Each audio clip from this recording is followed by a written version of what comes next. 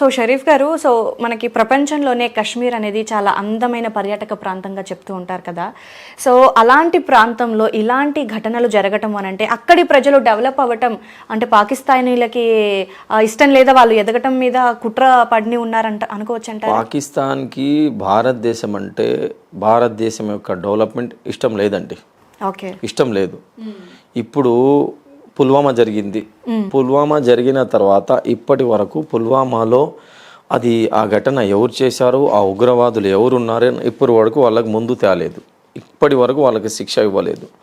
మనం ఏం చెప్తున్నామంటే ఇప్పుడు మోకా దొరికింది పాకిస్తాన్కి అనుకుంటే కొన్ని నిమిషాల్లో మన మోడీ గారు అనుకుంటే, అమిత్ షా గారు అనుకుంటే, మన భారతదేశ సర్కార్ అనుకుంటే కొన్ని నిమిషాల్లో పాకిస్తాన్కి ఇచ్చేయచ్చు.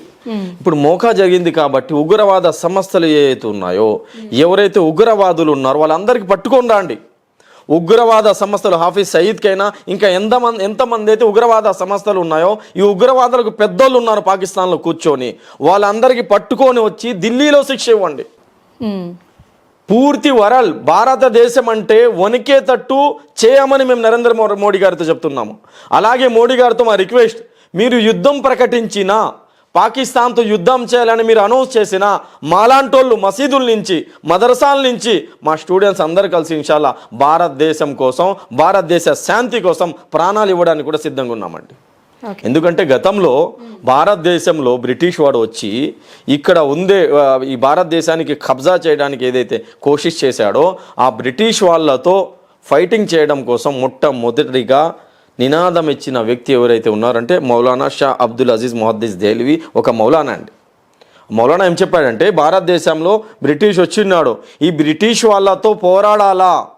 అల్లా సుబ్హానహు వ తఆలా ఖురాన్ ఏం చెప్తుందంటే, వేరే కంట్రీకి సంబంధించిన వ్యక్తి మన దేశానికి నాశనం చేయడానికి వస్తే వాళ్ళతో ఫైటింగ్ చేయండి అని ఖురాన్ చెప్తుంది. ఇక్కడ ఉన్న భారతదేశంలో ఉన్న మా బిడ్డల పైన ఎప్పుడైతే వాళ్ళు హరాచకలు స్టార్ట్ చేశారో, జులుం స్టార్ట్ చేశారో, ఉగ్రవాదుల్లాగా తయారై బ్రిటిష్ వాళ్ళు వచ్చారో, ఆ బ్రిటిష్ వాళ్ళతో పోరాడడానికి మొట్టమొదటిగా నినాదం ఇచ్చిన వ్యక్తి మౌలానా షా అబ్దుల్ అజీజ్ మొహద్దీస్ దెహ్లవీ. దాని తర్వాత లక్షలాది మంది ముస్లిమ్స్ భారతదేశ స్వాతంత్రం కోసం షహీద్ అయ్యారు, భారతదేశ స్వాతంత్రం కోసం ప్రాణాలు మొత్తం ఖుర్బాన్ చేశారు.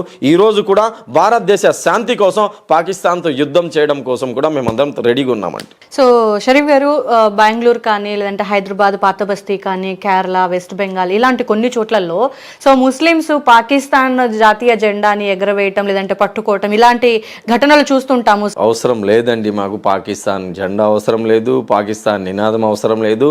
ఎందుకంటే అప్పుడు ఇస్లామిక్ కంట్రీ మేము తయారు చేస్తున్నాము. భారతదేశంలో ఉన్న ముస్లిమ్స్ మీరు అందరు రండి, పాకిస్తాన్కు రండి, మేము కలిసి ఉందామంటే ఆ రోజు మేము మా పెద్దలు ఎవరైతే ఉన్నారో, మాకు భారతదేశమే ముఖ్యము, ఈ మట్టిలోనే మేము పుట్టాము, ఈ మట్టిలోనే మేము కలిసిపోతాము, ఈ మట్టి కోసం మేము రక్తం కూడా మా పెద్దవాళ్ళు మొత్తం ఇక్కడ షహీద్ అయ్యారు, ఈ మట్టిలోనే మేము మా పెద్దవాళ్ళు కలిసిపోయారు, మేము కూడా ఈ మట్టిలోనే కలిసిపోతామని ఆ రోజు సారే జహాన్ సే అచ్చా హిందూ సితా హమారా అని నినాదం ఇచ్చింది అల్లామా ఇక్బాల్ ఒక మౌలానా అండి. దాని తర్వాత పెద్ద పెద్ద ముస్లిం ఉలమాలు, ముస్లిం లీడర్స్, మౌలానా అబుల్ కలాం ఆజాద్ జామియా మసీద్ దగ్గర నిలబడి నినాదం ఇచ్చారు, మీరు భారతదేశం వదిలి వెళ్ళిపోతే ఈ భారతదేశంలో ఉన్న ఖబరస్థాన్ల సంగతి ఏంటి, ఇక్కడ మసీదుల సంగతి ఏంటంటే, భారతదేశానికి మేము ఎంచుకున్నాము, భారతదేశంలో మేము ఉండిపోయాము, పాకిస్తాన్ మాకు అవసరం లేదని అప్పుడే మా పెద్దవాళ్ళు చెప్పారు. ఇప్పుడు పాకిస్తాన్ జెండా మాకేం అవసరం అండి? పాకిస్తాన్ జెండా ఇప్పుడు ఎవరు అది గ్రీన్ జెండా ఏదైతే ఉందో, గ్రీన్ జెండా అది మీలాదున్ నబీ రోజు తెచ్చుకొని వస్తారు. అదేంటంటే 12 రబీఉల్ అవ్వల్ ఏదైతే జులూస్ మీలాదున్ నబీ జరిగిందో అప్పుడు తెస్తారు. కానీ పాకిస్తాన్ జెండా, భారతదేశాన్ని ప్రేమించే ఏ ముస్లిం కూడా పాకిస్తాన్ జెండాకు జై అనడు, పాకిస్తాన్ జెండా తీసుకొని వచ్చి బయటికి రాడండి. సో ఇప్పటివరకు పాకిస్తాన్ జెండా పట్టుకోలేదు అంటారా ముస్లిమ్స్ ఎవరు కూడా? లేదండి, అవసరమే లేదు. అప్పుడే పాకిస్తాన్కి మా పూర్వీకులు లేదు, ఇప్పుడు మా పాకిస్తాన్తో ఏం అవసరం అండి? ఇప్పుడు మోడీ గారితో మేము చెప్తున్నాము, పాకిస్తాన్తో మీరు జంగ్ ప్రకటించండి, మీరు యుద్ధం ప్రకటించండి, మేము ప్రాణాలు ఇస్తాం భారతదేశం కోసం. సో అత్యంత అంటే ఏ మతంలో అయినా ఎక్కువ యూనిటీ ఉన్న మతం ఏదైనా ఉందా అంటే అది ముస్లిమ్స్. అది మనం బయట చిన్న పిల్లాన్ని కొట్టినప్పుడు కదిలొచ్చే ముస్లిం జనాన్ని చూస్తే తెలిసిపోతుందండి, అంత యూనిటీగా ఉంటారు కదా. సో ఇంత యూనిటీగా ఉండేటువంటి సభ్యులు ఉన్నటువంటి ఈ మతం సో అంతర్జాతీయంగా ఉగ్రవాద సంస్థల్లో ఎక్కువగా ఉంటున్నారు వీళ్ళే, ఈ మతస్థులే అనేది ఒక మాట వినిపిస్తుంది. దానికి ఏమంటారు? చిన్న మాట మేడం, ముందు కూడా చెప్పాను నేను, ఇస్లాంకు ఉగ్రవాదానికి ముస్లిమ్స్కి ఉగ్రవాదానికి ఎటువంటి సంబంధం లేదండి. అసలు ఉగ్రవాదానికి దగ్గర తీదు. ఇప్పుడు ఇజ్రాయిల్లో చిన్న చిన్న పిల్లలకు ఫలస్తీన్లో కొడుతున్నారు. ఆ కొట్టే వాళ్ళు ఏ మతానికి సంబంధించిన వాళ్ళండి? యూదులు కదా. క్రిస్టియన్స్ కూడా. ఇప్పుడు హిట్లర్ ఏ మతానికి సంబంధించిన వ్యక్తి అండి? హిట్లర్ ఎంతమందికి చంపాడు? లక్షలాది మందికి చంపేశాడు. ఏ మతానికి సంబంధించిన వ్యక్తి? మన భారతదేశ ఫ్రీడమ్ ఫైటర్ మహాత్మా గాంధీకి చంపిన వ్యక్తి ఏ వ్యక్తి అండి? ఏ కులానికి ఏ మతానికి సంబంధించిన వ్యక్తి? గోడ్సే ముస్లిం కాదు కదా. భారతదేశ ప్రైమ్ మినిస్టర్, మొట్టమొదటి ప్రైమ్ మినిస్టర్, అతనికి చంపిన వ్యక్తి ఏ వ్యక్తి అండి? ఇప్పుడు రీసెంట్లీ కూడా చాలామంది అక్కడిక్కడ బాంబ్ బ్లాస్ట్ చేసే ఆ పేర్లు మొత్తం తీసిన తర్వాత లాస్ట్లో వేరే మతానికి సంబంధించిన వ్యక్తులు ఉంటారు. ఉగ్రవాద సంస్థలు ఏదైతే ఉన్నాయో ఆ సంస్థలో ఓన్లీ ముస్లిమ్సే ఉండరు. చాలామంది ఐఎస్ఐ ఏజెంట్లు వేరే కులానికి వేరే మతానికి సంబంధించిన వ్యక్తులు భారతదేశంలో ఉన్నారు.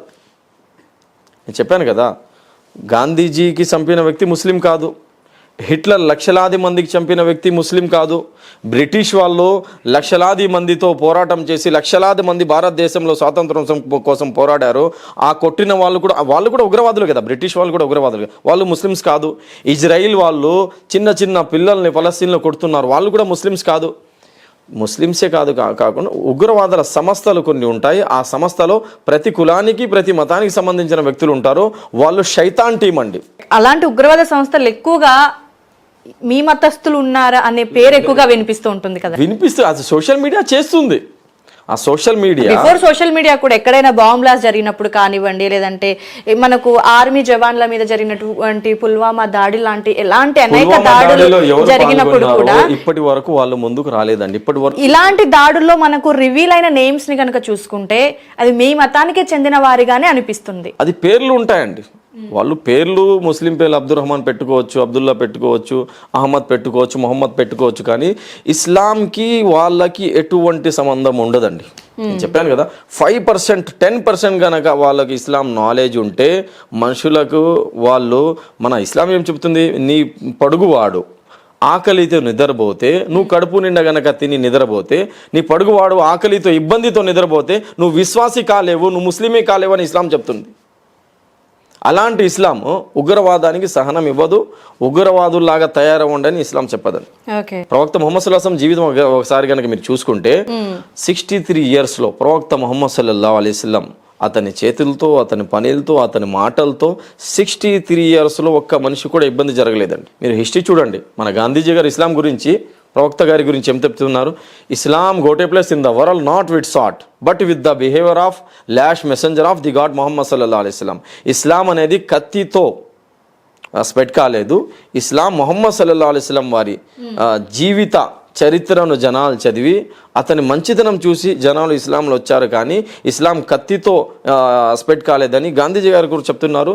ఇంకా పెద్ద పెద్ద హిస్టరీ రాసే వాళ్ళందరి పుస్తకాలు కనుక మీరు చూస్తే ముహమ్మద్ సల్లల్లాహు అలైహి వసల్లం వారి గురించి ఇప్పటి వరకు అతని పూర్తి జీవితంలో ఒక్క మనిషికి కూడా ముహమ్మద్ సల్లల్లాహు అలైహి వసల్లం వారి తరఫు నుండి ఏ కులానికి ఏ మతానికి సంబంధించిన వ్యక్తి కూడా అతను సతాయించలేదు, అతని ద్వారా ఇబ్బంది కలగలేదని పుస్తకాలు మేము చూడవచ్చండి. సో షరీఫ్ గారు, ఏ క్యాస్ట్లో అయినా ఏ మతంలో అయినా సరే రిలీజియన్ని బట్టి 50-50 ఉంటారు. మంచి వాళ్ళు ఉంటారు, చెడ్డవాళ్ళు ఉంటారు. సో ఇక్కడ మనకు జమ్మూ కాశ్మీర్లోని పహల్గామ్లో జరిగినటువంటి దాడిలో సో ఉగ్రవాదులు ఎంటర్ అయ్యారు అని అంటే కనుక అక్కడున్నటువంటి మతస్థులు కావచ్చు, అక్కడ ఉన్నటువంటి ముస్లిం సోదరుల సహాయం లేకుండానే ఇక్కడ దాకా తెగబడి ఇలాంటి ఘాతుకానికి పాల్పడే అంత సాధ్యం కలిగే అవకాశం ఉంటుందా అనేది ఒక డౌట్ అండి. చిన్న మాట మేడం, ఇది మేమందరం కలిసి నరేంద్ర మోడీ గారితో, అమిత్ షా గారితో, అలాగే అక్కడ ఆర్మీ చీఫ్తో, భారతదేశంలో అందరూ క్వశ్చన్ చేస్తున్నారు, మీడియాలు కూడా అడుగుతున్నారు, ఆర్మీ ఏం చేస్తుంది? 700 మంది 800 మంది అక్కడ టూరిస్టులు వెళ్ళారు. కాశ్మీర్ ఎలాంటి ఏరియా అంటే 3 నార్మల్ పీపుల్స్ ఉంటే ఒక పోలీస్ అక్కడ ఉంటాడు, ఒక ఆర్మీ మ్యాన్ ఉంటాడు, ఒక జవాన్ ఉంటాడు అక్కడ కాశ్మీర్లో. మేము 4 కూర్చొని మాట్లాడుతుంటే అక్కడ ఒక 3 ఆర్మీ వాళ్ళు ఉంటారు, జవాన్లు ఉంటారు. 600, 700, 800 మంది టూరిస్టులు ఉంటే అక్కడ ఒక్క ఆర్మీ మ్యాన్ లేడంటే అసలు చాలా బాధాకరమైన విషయం అండి. ఉగ్రవాదులు ఎక్కడి నుంచి వస్తున్నారు?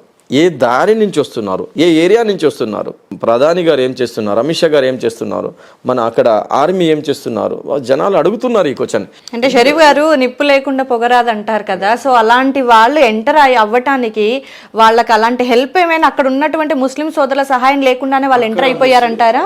ముస్లిం సోదరులు అక్కడ మన హిందూ సోదరులు ఎవరైతే అక్కడి నుంచి బయటపడి వచ్చారో వాళ్ళందరూ చెప్తున్నారు అక్కడ ముస్లిం సోదరులు టెర్రరిస్టులు కాదండి, అక్కడ ముస్లిం సోదరులో మానవత్వం ఉంది, అక్కడ ముస్లిం సోదరులో నజాకత్ 11 మందికి పైన కూర్చొని పెట్టుకొని భుజాల మీద కూర్చొని పెట్టుకొని వచ్చి కాపాడాడు.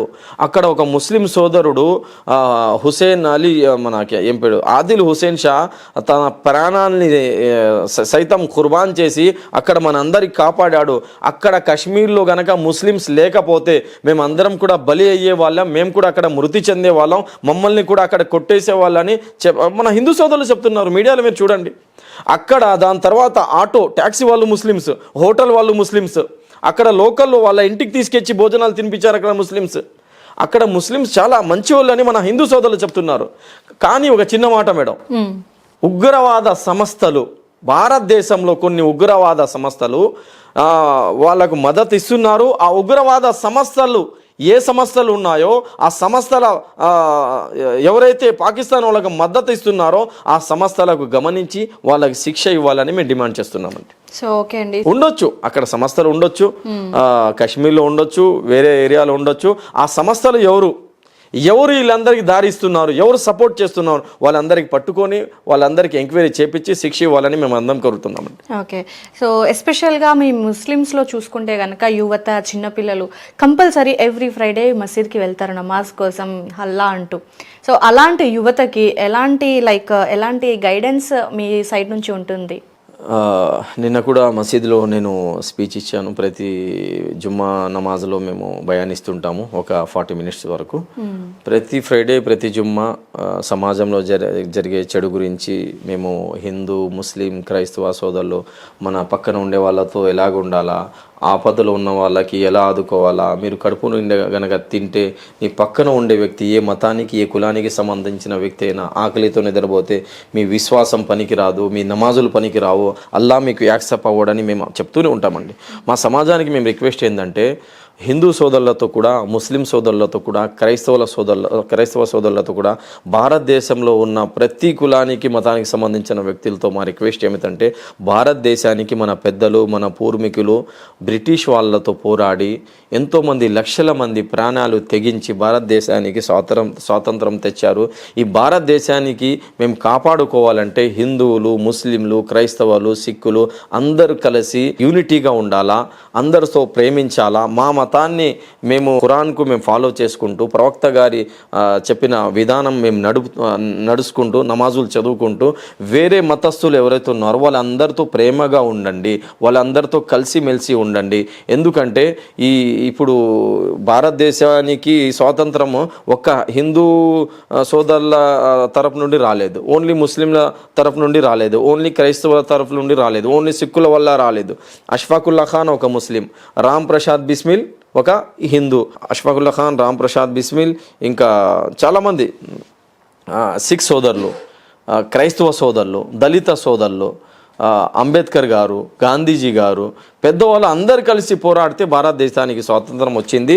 మన భారతదేశం డెవలప్ కావాలంటే హిందూ, ముస్లిం, క్రైస్తవ, క్రిస్టియన్స్, సిక్కులు అందరు కలిసి ప్రేమగా ఉంటే ఎలాగైతే ఒక ఇంటికి 4 పిల్లర్లు ఉంటాయో ఒక పిల్లర్ కనుక పడిపోతే ఇల్లు వీక్ అయిపోతుంది, కూలిపోతుంది. అలాగే హిందూ, ముస్లిం, క్రిస్టియన్, సిక్ ఎన్ని మతాలు అయితే ఉన్నాయో అన్ని మతాల వాళ్ళతో కనుక ప్రేమతో యూనిటీగా ఉంటే మన భారతదేశం మంచిగా ఉంటుంది, డెవలప్ అవుతుంది.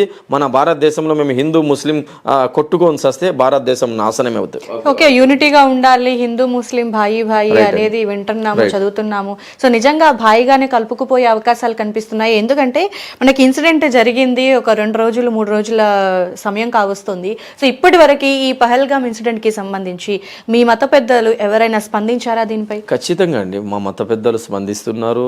నేను ఎక్కడా చూడలేదు స్పందించినట్టుగా. మత గురువులు, పెద్దవాళ్ళు వాళ్ళందరూ ఖండించారు, రోడ్ పైకి వచ్చారు.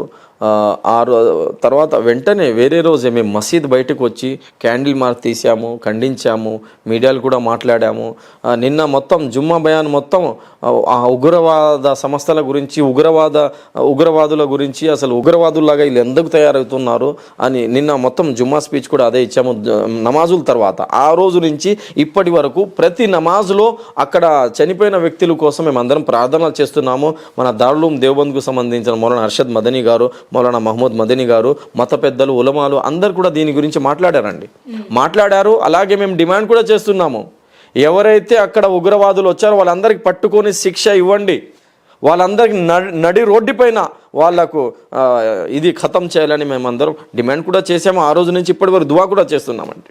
ఓకే, సో ఇంకా అలాగే ఎవరైతే అక్కడ మృతి చెందారో వాళ్ళందరికీ, ఫ్యామిలీస్కి అందరికీ ఆదుకోవాలా, వాళ్ళందరికీ గవర్నమెంట్ సపోర్ట్ చేయాలని మేము గవర్నమెంట్ కూడా డిమాండ్ చేస్తున్నాం. అంటే జుమ్మాలో మీరు జరిగినటువంటి ఇన్సిడెంట్కి సంబంధించి ఇలా ఉండకూడదు అనే ఉపదేశాన్ని అందిస్తారా నెక్స్ట్ రాబోయే జనరేషన్స్ పిల్లలకి? ఎలా చెప్తారు? ఖచ్చితంగా అండి. మేము నిన్న జుమ్మా బయాన్లో కూడా చెప్పాము, ప్రతి ఫ్రైడే మేము చెప్తుంటాము, అందరితో కలిసిమెలిసి ఉండండి. ఇస్లాం ఏం నేర్పిస్తుంది? అందరితో కలిసిమెలిసి ఉండాలా.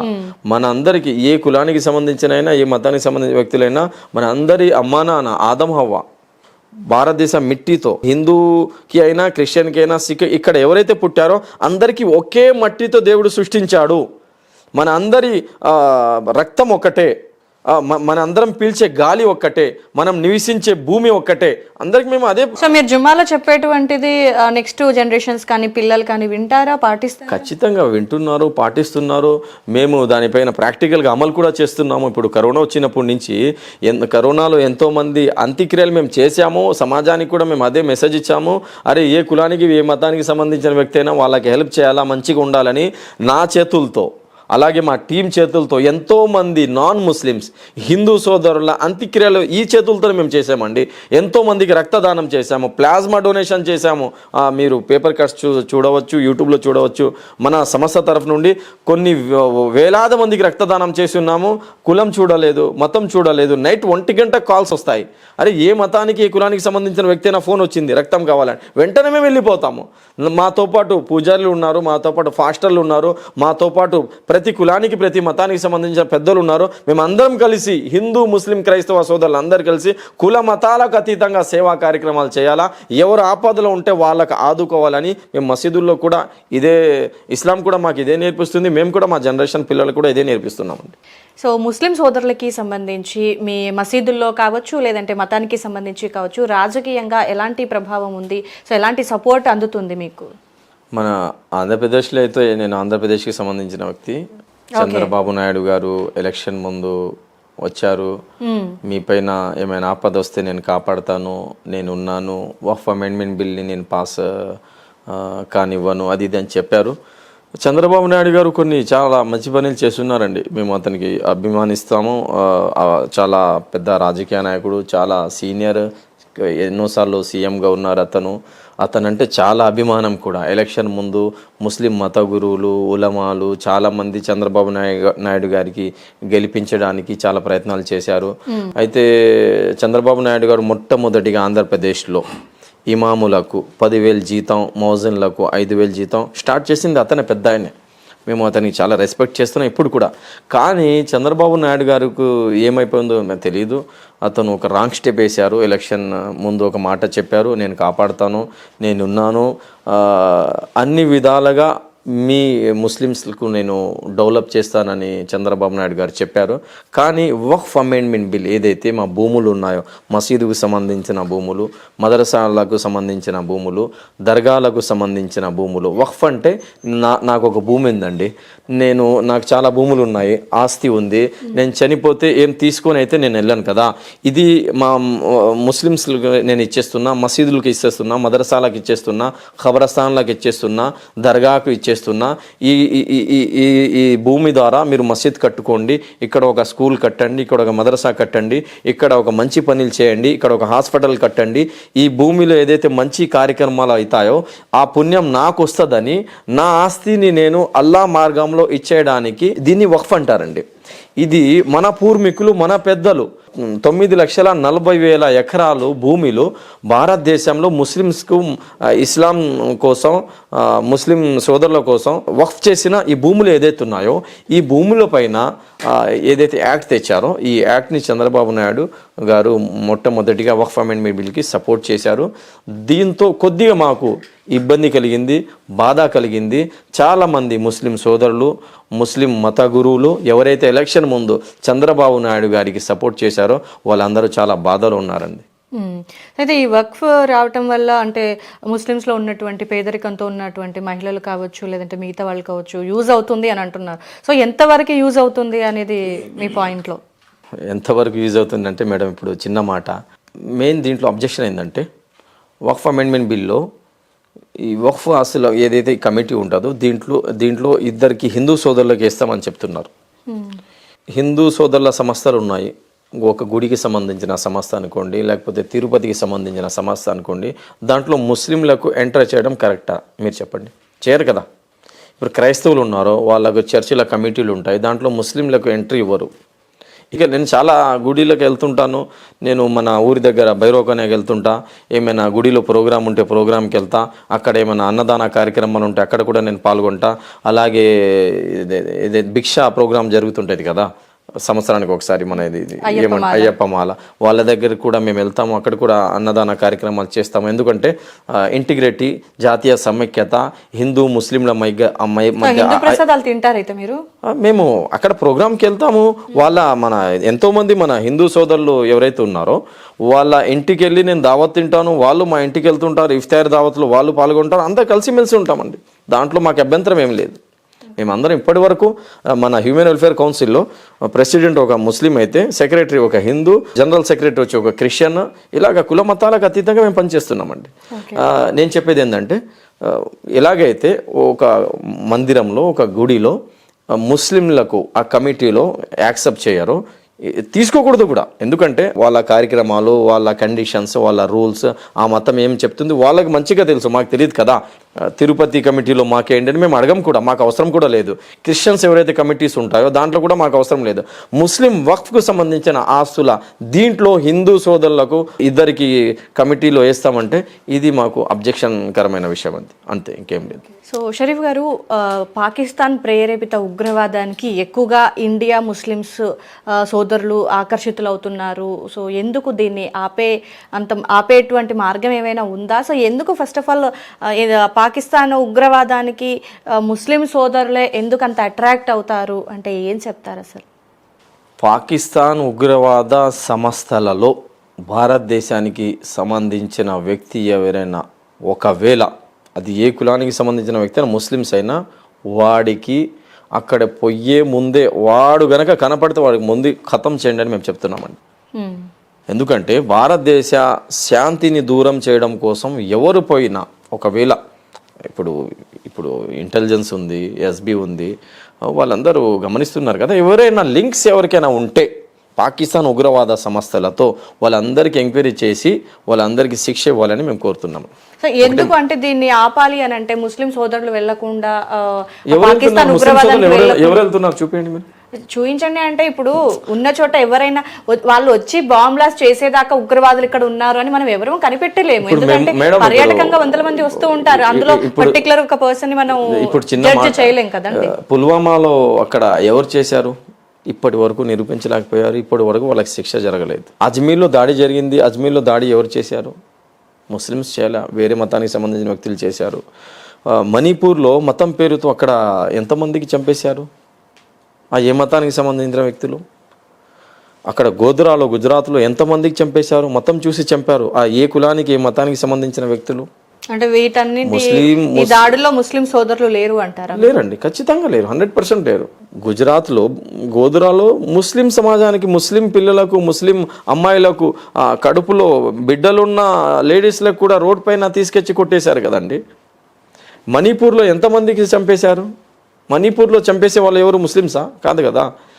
ఉగ్రవాద సంస్థలు చాలా చాలా ఉగ్రవాద సంస్థలు ఉన్నాయి. దాంట్లో ఓన్లీ ముస్లిమ్సే కాదు, చాలా మతానికి సంబంధించిన వ్యక్తులు ఉగ్రవాద సంస్థలు ఉన్నారు. వాళ్ళందరికీ పట్టుకొని శిక్ష ఇవ్వాలని మేము కోరుకుంటున్నాం. Okay, fine. అయితే ఉగ్రవాదానికి ఎవరైనా సరే వాళ్ళకి సపోర్టివ్గా ఉండి లేదంటే వాళ్ళకి అట్రాక్ట్ అయ్యే సోదరులు మీ ముస్లిం మతంలో ఉన్నట్లయితే గనక, సో మీకు తెలిసింది అనుకోండి, సో వాళ్ళని ఎలా మీరు ఆపేస్తారనమాట? ఫస్ట్ వాళ్ళకి తీసుకుని వెళ్ళి మేము డిపార్ట్మెంట్ దగ్గర తీసుకెళ్ళి ఇది ఉగ్రవాదాన్ని చూపించి వాళ్ళకి శిక్ష ఇప్పిస్తామండి. అంటే మనిషిలో మార్పుని ఏ విధంగా కోరుకుంటారు అంటే? మీరున్నారండి, మీ ఏరియాలో ఎంతమంది ముస్లిమ్స్ ఉన్నారు? మీ ఇంటి దగ్గర చుట్టుపక్కల చాలా మంది ముస్లిమ్స్ ఉన్నారు కదా. ఎవరైనా మిమ్మల్ని ఎప్పుడైనా తిట్టాడా? ఎవరైనా కొట్టాడా? అరే మీరు హిందూ కదా, మీరు బొట్టు పెట్టుకుంటున్నారు, మీరు గుడికి వెళ్తున్నారు, ఎవరైనా ఎప్పుడైనా మీకు ఏమైనా అన్నారా? లేదు కదా. ఏ వ్యక్తి కూడా ఇక్కడ ఏ కులానికి మతానికి సంబంధించిన వ్యక్తితో లకుం దీనుకుం వలియది, నా దీనిపైన నేను నడుస్తాను, నా నమాజ్ నేను చదువుకుంటాను, మీ పూజతో నాకు అభ్యంతరం లేదు. అలాగ భారతదేశానికి సంబంధించిన వ్యక్తులు ఉగ్రవాదం అనేది లేదండి, వేస్ట్ మాటలు. సో మీ ముస్లిమ్స్లో ఎక్కువగా వినిపించేది షరీఫ్ గారు జిహాద్ అనేది అంటూ ఉంటారు కదా. సో జిహాద్ అంటే ఏంటి? ఖురాన్లో అసలు ఏముంది? మహమ్మద్ ప్రవక్త ఏం చెప్పారు? అంటే ఇతర మతస్థులని ద్వేషించమని లేదంటే ఇతర మతస్థులని చంపమని ఖురాన్లో ఏమైనా ఉందా? ఖురాన్ అలా చెప్తుందంటారా? అసలు చిన్న మాట మేడం, ఇప్పుడు ఇక్కడ బ్రదర్ కూడా హిందూ సమాజానికి సంబంధించిన వ్యక్తి, మీరు కూడా హిందూ, అతను కూడా హిందూ. ఎప్పుడైనా ఏ ముస్లిం అయినా మీకు చంపడానికి వచ్చాడా? మీకు ఇబ్బంది కలిగించాడా? మీ పర్సనల్ జనరల్గా మీ చుట్టుపక్కల ఉండే ముస్లిమ్స్ ఎప్పుడైనా మీతో ఇలాంటి వ్యవహారం చూపించాడా? లేదు కదా. నేనైతే ఫేస్ చేయలేదు కదా. అలాగే ఏ ముస్లిం కూడా జిహాద్ అంటే కత్తి తీసుకొని పొడవడం జిహాద్ కాదండి. జిహాద్ అంటే ప్రవక్త ముహమ్మద్ సల్లల్లాహు అలైహి వసల్లం వారి దగ్గరికి ఒక మనిషి వస్తాడు, అడుగుతాడు, ఓ ముహమ్మద్ ప్రవక్త జిహాద్ అంటే ఏంటి? నేను జిహాద్ చేయాలనుకుంటున్నా. ప్రవక్త గారు మీ అమ్మా నాన్న ఉన్నారా? ఉన్నారు నా అమ్మా నాన్న. మీ అమ్మా నాన్నకు సేవ చెయ్యి, మీ తల్లిదండ్రులకు నువ్వు సేవ చెయ్యి, వాళ్లకు అవసరమైన వస్తువులు తెచ్చి వాళ్లకు కాళ్ళు నొక్కు, వాళ్లకు సేవ చెయ్యి, వాళ్లకు మంచిగా చూసుకో, ఇదే జిహాద్ అని ప్రవక్త ముహమ్మద్ సల్లల్లాహు అలైహి వసల్లం వారు చెప్పారు. జనరల్గా జిహాద్ అంటే మేము స్పష్టంగా చెప్తున్నా, మీరు కూడా జిహాద్ చేస్తున్నారండి. ఎలాగంటే సమాజానికి చెడు నుంచి మంచి వరకు తీసుకొచ్చే ప్రయత్నం ఎవరైతే చేస్తున్నారో వాళ్ళందరూ జిహాద్ చేస్తున్నారు. చెడు నుంచి మనిషిని కాపాడడం కూడా జిహాదే. ఆదిల్ హుసేన్ షా ఏదైతే కశ్మీర్లో చేశాడో, ఉగ్రవాదులతో పోరాడి అక్కడ ఉండే జనాల్ని, మన భారతదేశ బిడ్డల్ని కాపాడడం కోసం ప్రాణాలు తెగించాడో, దీన్ని జిహాద్ అంటారండి. ఇప్పుడు జిహాద్ అంటే నెగిటివ్ గా కాదా? లేదండి, 100%. నేను ఇంకా స్పష్టంగా చెప్తాను వినండి. ఎవరైనా మా ఏరియాలో హిందువులకైనా క్రైస్తవులకైనా సిక్కులకైనా ఏ మతానికి సంబంధించిన వ్యక్తులకైనా ఏ కులానికి సంబంధించిన వ్యక్తులపైనైనా దౌర్జన్యం చేస్తుంటే, వాళ్ళకి కొడుతుంటే, వాళ్ళకి ఇబ్బంది కలిగిస్తుంటే, వాళ్ళ అక్కడ ఉండే మన హిందూ సోదరులకు, క్రైస్తవ సోదరులకు, దళిత సోదరులకు, వేరే కులానికి సంబంధించిన వ్యక్తులకైనా, ఏ కులానికి ఏ మతానికి సంబంధించిన వ్యక్తులకైనా వాళ్లకు ఆ ఇబ్బంది నుంచి కాపాడడం కోసం పోరాటం ఏదైతే చేస్తామో ఆ పోరాటానికి జిహాద్ అంటాము. అలాగే బ్రిటిష్ వాళ్ళు భారతదేశానికి కబ్జా చేయడానికి ఏదైతే వచ్చారో ఆ బ్రిటిష్ వాళ్ళతో పోరాడడం కోసం ఏదైతే మేము నినాదం ఇచ్చామో, బ్రిటిష్ వాళ్ళతో ఏదైతే మేము పోరాడి మన భారతదేశానికి మేము కాపాడుకున్నామో దాన్ని జిహాద్ అంటారండి. ఇప్పుడు మీ ఇంటికి ఎవరైనా వస్తారండి, మీకు కొట్టడానికైనా, మీ ఇంట్లో ఏమైనా వస్తువులు తీసుకెళ్ళడానికి, మీకు ఇబ్బంది కలిగించడానికి మీరేం చేస్తారు? మీ హస్బెండ్ ఏం చేస్తారు? మీ ఇంట్లో ఉన్న వాళ్ళతో డిఫెన్స్ చేస్తారు కదా, పోరాడతారు కదా. మీ దగ్గర ఎంత శక్తి ఉందో అంత శక్తితో వాళ్ళకి పోరాడతారు, వాళ్ళకి కొడతారు. వాళ్ళు మీకు కొట్టడానికి వస్తే మీరు డిఫెన్స్ ఏదైతే చేస్తారో ఈ డిఫెన్స్ చేయడానికి జిహాద్ అంటారు. మరి ఎందుకు జిహాద్ అంటే చాలా నెగిటివ్ వేలో బయట మనకి కనిపిస్తుంది? జిహాద్ అనగానే లైక్ మనం చాలా వింటుంటాం, జిహాద్ అనగానే మతం మార్చుకోవడమో లేకపోతే లవ్ జిహాద్ అని ఒకటి వినిపిస్తుంది. ఎందుకు బయట స్ప్రెడ్డింగ్ మాత్రం చాలా నెగిటివ్లో అవుతుంది? మీరు చెప్పేది క్వైట్ ఆపోజిట్గా ఉంది. ఎందుకంటే ఇప్పుడు ఇస్లాంకి బస్టు పట్టించడానికి, ముస్లింలకు బస్టు పట్టించడానికి గోధీ మీడియా చేస్తున్న పని అండి ఇది. ఇస్లాం ఏం చెప్తుందంటే ఎక్కడి నుంచి అయినా ఇస్లాం జనరల్గా జంగ్ ఎలా జరిగిద్ది, ఏ కులానికి సంబంధించిన వ్యక్తులైనా ఒక ఎక్కడైనా రేప్ జరుగుతుంది, ఎక్కడైనా ఎవరికైనా ఇబ్బంది జరుగుతుంది, ఎక్కడైనా పేదవాళ్ళకు కొట్టడానికి ఎవరైనా ఒక సైన్యం వచ్చింది, శత్రువులు వచ్చారు, ఒక చిన్న అమ్మాయి అయినా, ఏ కులానికి ఏ మతానికి సంబంధించిన వ్యక్తి అయినా ఎవరైనా మీకు నినాదం ఒకవేళ ఇచ్చారనుకోండి, మమ్మల్ని కాపాడండి అని, మా దగ్గర శక్తి ఉంటే వాళ్ళకి కాపాడడానికి మేము ఖచ్చితంగా వెళ్ళాలా. ఒకవేళ మాకేం అవసరం అండి వాళ్ళు హిందువులు, మాకేం అవసరం అండి వాళ్ళు క్రిస్టియన్స్, మాకేం అవసరం అండి వాళ్ళు సిక్కులు, మాకేమంది వాళ్ళు మా కులానికి మా మతానికి సంబంధించిన వ్యక్తులు కాదు కదా అని మేము కాముగా కూర్చుంటే అల్లా మమ్మల్ని పట్టుకుంటాడు. వాళ్ళను ఆ దుష్ట శక్తుల నుంచి, ఆ టెర్రరిస్టుల నుంచి, ఆ దుర్మార్గుల నుంచి, ఆ శైతాన్ల నుంచి కాపాడడం కోసం ఏదైతే మేము వెళ్తామో దాన్ని జిహాద్ అంటారండి. అదే జిహాద్. ఒక మనిషి ఆకలితో ఉన్నాడు, జిహాద్ ఒకసారి మీరు చూడండి. మీరు ఒకవేళ అరబీ మీరు గ్రామర్ కనుక తీస్తే ఏదైతే మేము కోషిష్ చేస్తామో కోషిష్ని జిహాద్ అంటాము. పేదరికం నుంచి పేదోళ్లకు బయట తీయడమే జిహాద్. ఆకలితో ఉన్న వ్యక్తికి ఆకలి నుంచి బయట తీసి వాళ్లకు రాహత్ ఇచ్చి వాళ్లకు భోజనం తినిపించడం కూడా జిహాదే. అర్థమైపోయిందా మీకు? జిహాద్ అంటే కోషిష్ కర్ణ, మా శక్తి తగ్గట్టుగా మేము ఎవరైనా ఇబ్బందులు ఉంటే ఆ ఇబ్బంది నుంచి బయటకు తీయడం కోసం మా ప్రయత్నం ఏదైతే చేస్తామో ఆ ప్రయత్నానికి జిహాద్ అంటారండి. అలాగే నా లోపల శైతాన్ చెడు ఆలోచనలు చేస్తాడు, అది ఈ చెడు పని చేయి, ఇక్కడ వాళ్ళ ప్లాట్లు కబ్జా చేసుకో, ఆ మనిషికి నష్టం చేయి అని మా లోపల ఏదైతే ఈ ఆలోచనలు వస్తాయో ఈ ఆలోచనని ఖతం చేయడం కూడా జిహాద్ అండి. సో మౌలానా గారు, వేరే మతస్థుల గురించి లేదంటే ప్రవక్త గారు కానీ ఖురాన్ కానీ వేరే మతస్థులను ద్వేషించమని కానీ లేదంటే చంపేయమని కానీ అసలు ఇతర మతస్థుల గురించి ఈ ఖురాన్లో ఏముంటుంది అసలు? ప్రవక్త గారు ఏం చెప్పారంటే, నువ్వు నీ చేతితో, నీ మాటలతో, నీ పనులతో, నీ వ్యవహారంతో నీ పక్కన ఉన్న ఏ కులానికి సంబంధించిన వ్యక్తులైనా ఏ మతానికి సంబంధించిన వ్యక్తికైనా ఇబ్బంది కలిగితే నువ్వు విశ్వాసి కాలేవు, ముస్లిం కాలేవు, మోమిన్ కాలేవు అని ప్రవక్త ముహమ్మద్ సల్లల్లాహు అలైహి వసల్లం వారు స్పష్టంగా చెప్పేశారు. అలాగే ప్రవక్త గారు ఏం చెప్పారు, అన్యాయంగా ఏ కులానికి సంబంధించిన వ్యక్తికైనా, హిందువుకైనా, క్రిస్టియన్స్కైనా, సిక్కులు, ఏ మతానికి సంబంధించిన వ్యక్తికైనా అన్యాయంగా గనక నువ్వు వాళ్ళపైన దాడి చేసి వాళ్ళకి చంపేస్తే, వాళ్ళకి ఇబ్బంది కలిగిస్తే, రేపు ప్రళయ దినం నాడు అల్లా ముందు నేను నిలబడి అన్యాయంగా ఎవరైతే బలి అయ్యారో వాళ్లకు సపోర్ట్ చేస్తాను, నువ్వు ముస్లిం అయ్యి ఏదైతే వాళ్ళపైన దౌర్జన్యం చేశావో నీకు అల్లా దగ్గర శిక్ష ఇప్పిస్తాను, వాళ్ళ సపోర్ట్ నేను చేస్తానని ప్రవక్త ముహమ్మద్ సల్లల్లాహు అలైహి వసల్లం వారు చెప్పారండి. అలాగే ప్రవక్త గారు ఏం చెప్పారంటే, నీ పక్కన ఉండే వ్యక్తి ఏ కులానికి సంబంధించిన వ్యక్తి, ఏ మతానికి సంబంధించిన వ్యక్తి అయినా ఒకవేళ ఇబ్బంది పడుతుంటే, ఆకలితో బాధపడుతుంటే, నువ్వు కడుపు నిండా గనక భోజనం తినేసి నిద్రపోతే నువ్వు విశ్వాసి కాలేవు, ముస్లిం కాలేవు అని ప్రవక్త ముహమ్మద్ సల్లల్లాహు అలైహి వసల్లం వారు చెప్పారండి. అలాగే ప్రవక్త ముహమ్మద్ సల్లల్లాహు అలైహి వసల్లం మానవుల గురించే కాకుండా ప్రవక్త ముహమ్మద్ సల్లల్లాహు అలైహి వసల్లం వారు మదీనా నుంచి మక్కా అంటే చాలా దూరం జర్నీ అది.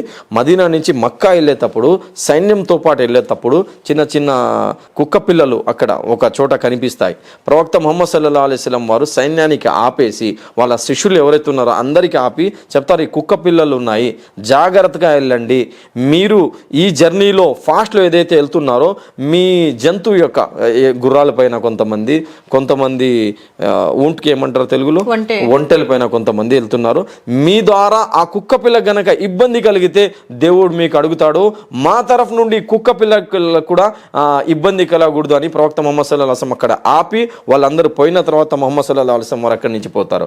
అలాగే ప్రవక్త ముహమ్మద్ సల్లల్లాహు అలైహి వసల్లం ఏం చెప్పారంటే, మీరు గనక జర్నీలో వెళ్ళేటప్పుడు మీకు పాస్ ఒకవేళ వస్తే, అవసరం పడితే, మీరు టాయిలెట్కి వెళ్ళాలనుకుంటే ఎక్కడైతే చెట్టులు ఉంటాయో, చిన్న చిన్న పుట్టలు ఉంటాయో, చిన్న చిన్న చీమలు ఉంటాయో గమనించండి. మీరు అక్కడ టాయిలెట్కి వెళ్ళిన వల్ల, అక్కడ పాస్ వేసిన వల్ల అక్కడ ఉండే చీమలకు ఇబ్బంది కలగకూడదు.